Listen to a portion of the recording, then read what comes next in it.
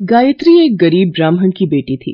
वह भगवान शंकर की पूजा करती थी, इसीलिए उनकी इच्छा मानकर गायत्री ने महेश से विवाह के लिए हाँ कह दी। लेकिन विवाह के बाद जब गायत्री ससुराल पहुंची, माँ जी, देसी घी दाल में ऐसे चम्मच भर भर कर डाल रही हो जैसे आपकी छोटी बहू अपने साथ कुबेर का खजाना लेकर आई हो।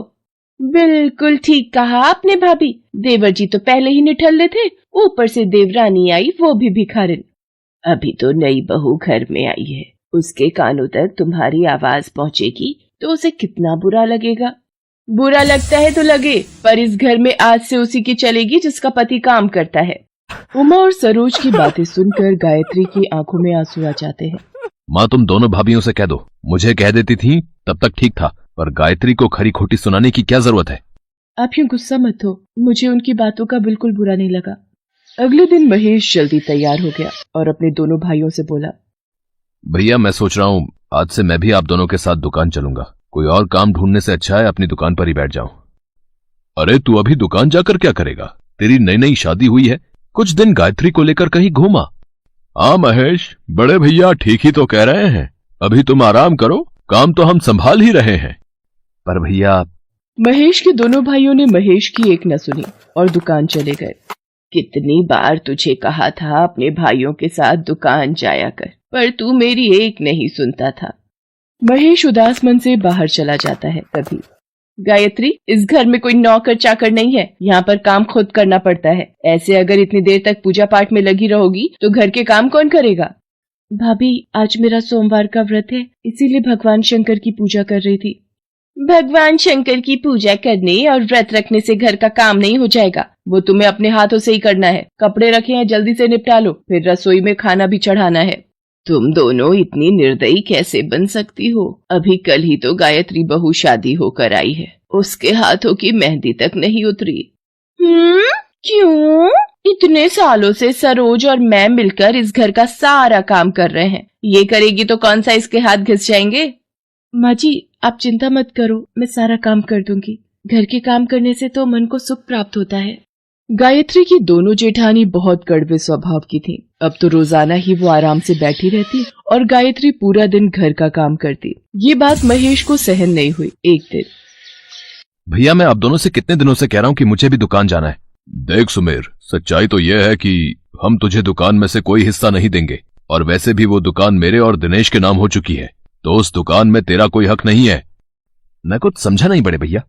उस दुकान को मैंने और भैया ने अपनी मेहनत से बनाया है। तू तो आज तक कभी दुकान गया ही नहीं। अब तू चाहता है कि पकी पकाई रोटी हम तुझे दे दें, हैं? वो हम कभी नहीं करेंगे। तू कहीं और नौकरी ढूंढ ले। महेश के दिल पर अपने भाइयों की बातों की ऐसी चोट लगी कि एक सुबह गायत्री अभी सो रही थी। गायत्री, मुझे माफ कर देना, मैं तुम्हें बिना बताए ये चिट्ठी छोड़कर जा रहा हूँ, पर मैं अब तभी लौटूंगा जब मेरे पास बहुत धन दौलत होगी। महेश की चिट्ठी पढ़कर गायत्री रोने लगती है। मुझे तो पहले ही पता था, अब देवर जी के बस की कुछ भी नहीं है। छोड़कर चले गए ना हमारी छाती पर मूंग दलने के लिए अपनी पत्नी को। हे भोलेनाथ, मेरे पति की रक्षा करना, वो ना जाने कहाँ चले गए हैं।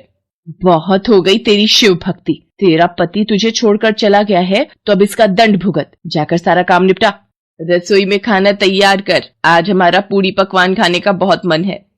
बेचारी गायत्री भूखी प्यासी सबके लिए खाना बनाती है, पर उसके लिए खाने को कुछ नहीं बचता।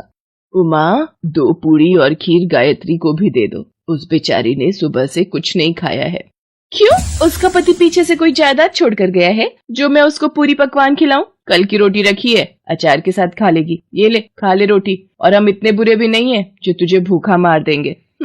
इसी तरह गायत्री अत्याचार सहती रहती है। महेश को गए 6 महीने हो गए थे और उसकी अभी तक कोई भी खबर नहीं थी। गायत्री रोजाना भगवान भोलेनाथ के सामने बहुत रोती थी।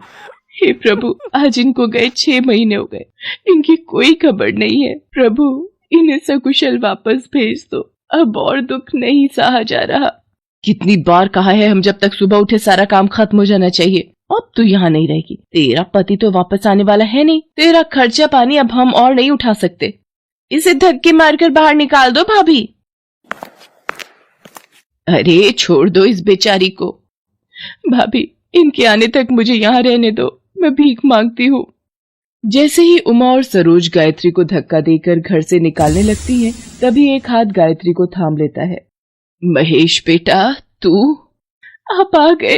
अब कहाँ चले गए थे? तुमने जितने जुल्म सहने थे सह लिए। अब हम यहाँ एक पल भी नहीं रहेंगे। मैं इतना पैसा कमा लाया हूँ कि तुम्हें ऐशो आराम की जिंदगी दे सकता हूँ। महेश गायत्री और अपनी माँ को लेकर नए घर में रहने चला जाता है। अब महेश एक धनी व्यापारी बन चुका था। महेश अपनी माँ और गायत्री को सारी कहानी सुनाता है। घर से निकलकर मैं बहुत उदास था। मैं एक जंगल के रास्ते दूसरे नगर जा रहा था कि अचानक कुछ बदमाश एक बूढ़े व्यक्ति से उसकी धनराशि लूटकर ले जाने वाले थे। मुझसे ये देखा नहीं गया और मैं उनसे सामना करने लगा। तभी वहां से कुछ गुजरते राहगीर मेरी मदद को आ गए और ये देख वो चोर भाग गए।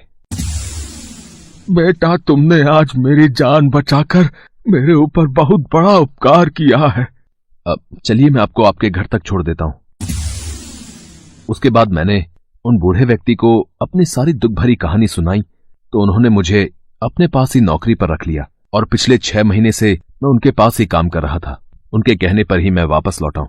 अब तो मेरे पास इतनी धनराशि उपलब्ध हो गई है कि मैं अपने परिवार को आराम से चला सकता हूं। यह सब भोले बाबा की कृपा है। आज उन्हीं की वजह से सब कुछ अच्छा हो रहा है। सुनो जी, कल महाशिवरात्रि का पावन त्योहार है, क्यों ना हम इस त्योहार को धूमधाम से मनाएं?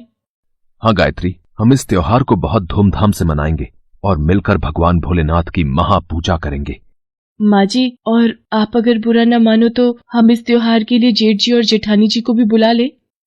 तुम जानती हो ना गायत्री, उन सब ने तुम्हारे साथ कितना बुरा व्यवहार किया है, फिर भी तुम उन्हें बुलाना चाहती हो। घर में इतना बड़ा पर्व मनाया जाए और घर के लोग ही ना शामिल हों तो अच्छा नहीं लगेगा जी। और फिर ये तो भगवान भोलेनाथ का त्योहार है, इसमें हमें सबको बुलाना चाहिए। गायत्री अपने जेठ जेठानी को महाशिवरात्रि के त्योहार के लिए न्योता दे आती है, पर गायत्री के ठाट बाट देखकर दोनों जेठानी बहुत ईर्ष्या करती हैं। मैं भी देखती हूँ इनका ये महाशिवरात्रि व्रत कैसे पूर्ण होता है। आपने क्या युक्ति सोची है भाभी? तुम देखती जाओ सरोज की मैं क्या करती हूँ। सब लोग गायत्री और महेश के घर शिवरात्रि त्योहार के लिए पहुँचते हैं। उमा और सरोज मीठी मीठी बातों में गायत्री को फंसा लेती हैं। गायत्री, लाओ, फलाहार बनाने में हम तुम्हारी मदद कर देते हैं। ठीक है भाभी, ये कोटू सिंघाड़े के आटे की पूड़ी और आलू की सब्जी का भोग मैं बना रही हूँ। आप साबूदाने की खीर चढ़ा दो। ये लो उमा भाभी, आपने जो मंगाया था। उमा चुपके से साबूदाने की खीर में मांस के टुकड़े मिला देती है। उसके ऐसा करते ही भगवान भोलेनाथ क्रोध में आ जाते हैं और उमा और सरोज दोनों की आंखों की रोशनी चली जाती है। वो दोनों अंधी हो जाती हैं और चिल्लाने लगती हैं। मुझे कुछ दिखाई नहीं दे रहा, ये मेरी आंखों को क्या हो गया? भाभी, मुझे भी कुछ नजर नहीं आ रहा, ये हम दोनों के साथ क्या हो गया?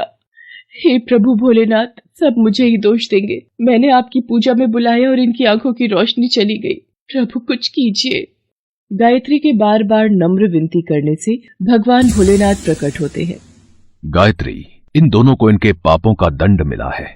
इन्होंने तुम्हारे द्वारा तैयार किया हुआ महाशिवरात्रि का प्रसाद भंग किया, इसीलिए मैंने इनके नेत्रों की रोशनी छीन ली। ऐसे ईर्ष्यालु मनुष्यों को ऐसा ही दंड मिलना चाहिए। नहीं प्रभु, नहीं प्रभु, नहीं।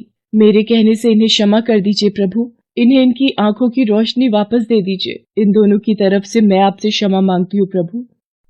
ठीक है गायत्री, तुम्हारे कहने पर मैं इन दोनों को क्षमा कर देता हूँ। तुम हमेशा खुश रहो। मेरा आशीर्वाद सदैव तुम्हारे साथ है। इतना कहकर भोलेनाथ अंतर ध्यान हो जाते हैं। गायत्री के जेठ जेठानी शर्मिंदगी से वापस लौट जाते हैं। उस दिन के बाद गायत्री अपनी सास और पति महेश के साथ भगवान भोलेनाथ की कृपा से खुशी खुशी जीवन व्यतीत करने लगती है। हेमा माँ दुर्गा में बहुत विश्वास रखती थी। उसके घर में धन धान्य की कोई कमी नहीं थी, पर उसकी सास स्वभाव की बहुत कंजूस थी। वो अपने लिए तो जी खोलकर खर्च करती, पर कभी भी कोई दान पुण्य नहीं करती थी।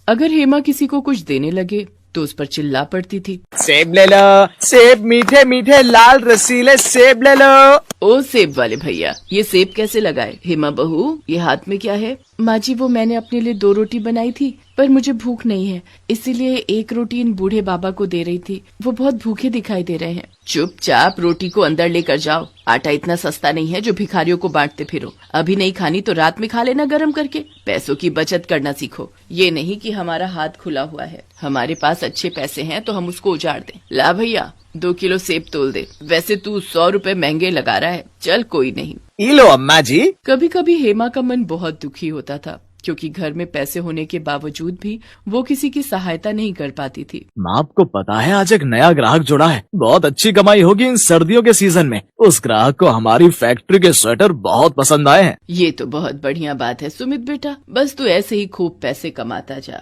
घर में पैसे जुड़े होते हैं तो किसी बात की कोई परेशानी नहीं होती, बस काम अच्छा चलता रहना चाहिए। सुमित का काम अच्छा चल रहा था, कमाई भी बहुत अच्छी हो रही थी। एक दिन हेमा की सास आंगन में बैठी अपने पर्स में से नोट गिन रही थी, पर वो बार बार गिनती भूल जाती। एक साधु बाबा द्वार पर बहुत देर से खड़े भिक्षा मांग रहे थे। ये नोट गिनते गिनते तंग आ गई हूँ। ये नोट है या मुसीबत, गिनती ही ठीक नहीं हो रही। ज्यादा पैसा होना भी मुसीबत ही है। माई बाबा को कुछ दे दो, बहुत भूख लगी है। अरे बाबा, मैं पहले ही इन रुपयों से परेशान हूँ, ऊपर से तुम परेशान कर रहे हो।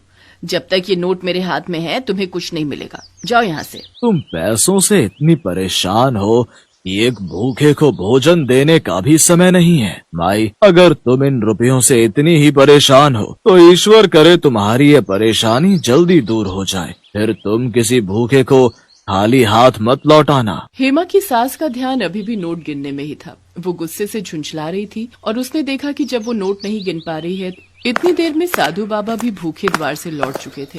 हेमा उस समय घर पर नहीं थी, उसे इस बारे में कुछ भी नहीं पता था। सुमित शाम को घर लौटता है तो उसका मन उदास था।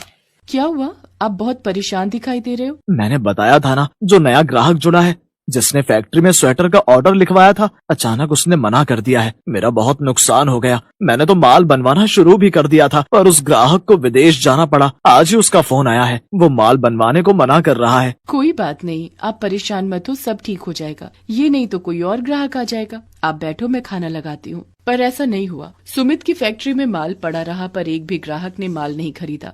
धीरे धीरे सुमित का सारा काम ठप हो गया और वो कर्जे में डूब गया। घर में पैसों की तंगी आ गई। हेमा और उसकी सास दोनों के सारे गहने बिक गए, मकान गिरवी रखना पड़ा, फैक्ट्री को ताला लग गया और वो लोग बहुत गरीब हो गए।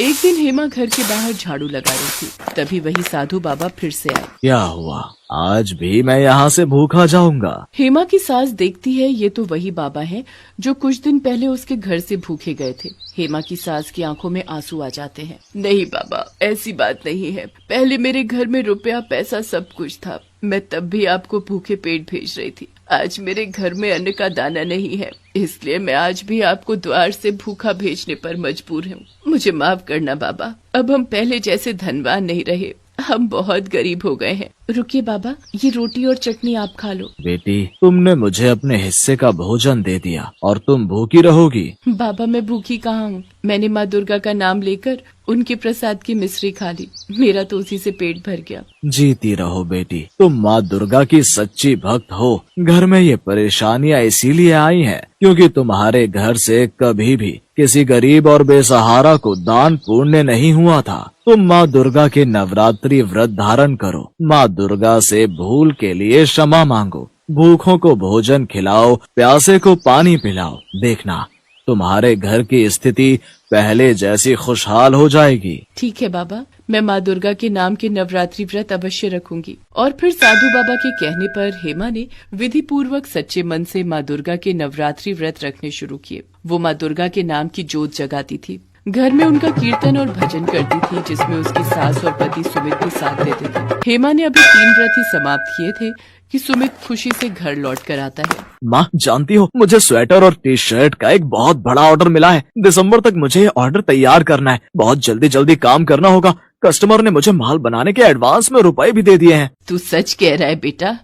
हेमा बहू, ये सब तेरे द्वारा रखे गए माँ दुर्गा के नाम के नवरात्रि व्रत और पूजा का ही प्रभाव है, जो आज सुमित को इतना बड़ा ऑर्डर मिला है। जय माँ दुर्गा। और माँ दुर्गा के आशीर्वाद से हेमा के परिवार की खुशियाँ फिर से लौट आती हैं। सुमित का काम फिर से ठीक हो जाता है। अब हेमा की सास भी दान पुण्य करने के लिए मना नहीं करती थी, बल्कि खुद अपने हाथों से गरीबों को दान देती थी। हेमा के परिवार की आर्थिक स्थिति अब बहुत अच्छी हो गई थी, इसलिए वो नियम अनुसार नवरात्रि पर्व आने पर रामनवमी के दिन दुर्गा मंदिर में भंडारा करवाने लगी। कुछ समय बाद माँ दुर्गा की कृपा से हेमा के घर 2 बच्चों का जन्म हुआ। बेटा बेटी के जन्म के बाद माँ दुर्गा के आशीर्वाद से हेमा के जीवन में संपूर्ण खुशियाँ आ गई थी।